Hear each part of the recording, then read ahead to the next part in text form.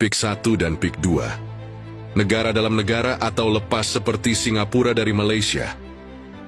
Guys, tahu nggak? Ada pola aneh di PIK 1 dan PIK 2 yang mirip banget sama Singapura sebelum lepas dari Malaysia. Bisa jadi ini bakal jadi negara. Dalam negara, dulu Malaysia nggak nyangka Singapura bakal lepas. Mereka pikir cuma pusat ekonomi biasa. Tapi lihat sekarang, negara kecil itu malah lebih maju dari Malaysia sendiri. Fakta yang mengejutkan, Singapura dulu bagian dari Malaysia sebelum akhirnya lepas tahun 1960. 5. Penyebab utamanya adalah ketimpangan ekonomi, konflik politik, dan dominasi modal asing. Sekarang lihat PIK, kota elit di atas tanah reklamasi, dikuasai oleh segelintir orang kaya. Kenapa PIK 1 dan PIK 2 bisa jadi negara dalam negara? 1. Dikuasai konglomerat dengan koneksi global. PIK bukan cuma milik Indonesia, ada investor asing yang menanam modal besar di sini. 2. Isolasi sosial dan ekonomi. Lo perhatiin nggak? PIK itu beda banget sama Jakarta dan Banten. Dia mewah, eksklusif, dan seperti bukan buat semua orang. Bahkan tempat nongkrong dan harga makanannya aja lebih mahal. 3. Berdiri di lahan reklamasi. Sama kayak Singapura, PIK juga dibangun di atas tanah. Reklamasi. Kalau tanah ini makin meluas dan makin mandiri, apa bedanya sama wilayah otonom? Pertanyaannya, apakah ada motif terselubung? Jangan-jangan ini bukan sekadar proyek properti. Bisa jadi di sini ada skenario yang lebih besar. Beberapa kemungkinan yang bikin pemerintah harus waspada. 1. Bisa jadi zona bebas pajak.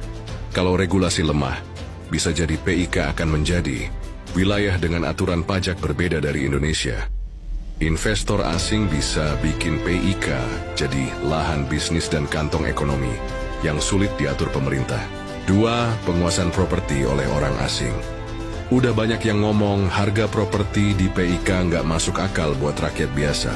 Berarti dengan luas lahan di PIK 1 dan 2, hanya segelintir masyarakat Indonesia yang bisa beli. Sisanya siapa? Yang beli? Orang asing? Jangan sampai kita jadi tamu di negeri sendiri. 3. Pemerintah kehilangan kontrol secara bertahap. Kalau investasi dan pengelolaan di PIK makin eksklusif, lama-lama bisa aja otonomi penuh. Jangan sampai terulang sejarah Singapura. Dulu Malaysia nggak peduli dan nggak kepikiran, dan tiba-tiba Singapura lepas. Jangan sampai Indonesia mengulang kesalahan Malaysia yang kehilangan Singapura. Solusi buat pemerintah dan masyarakat. 1. Perketat regulasi kepemilikan properti oleh asing. 2. Cegah PIK jadi zona eksklusif tanpa kontrol negara. 3. Pastikan pembangunan merata, biar nggak terpecah jadi elit versus rakyat biasa. Kalau kita diam aja, bisa jadi nanti kita cuma jadi penonton di tanah kita sendiri. Share video ini biar makin banyak yang sadar.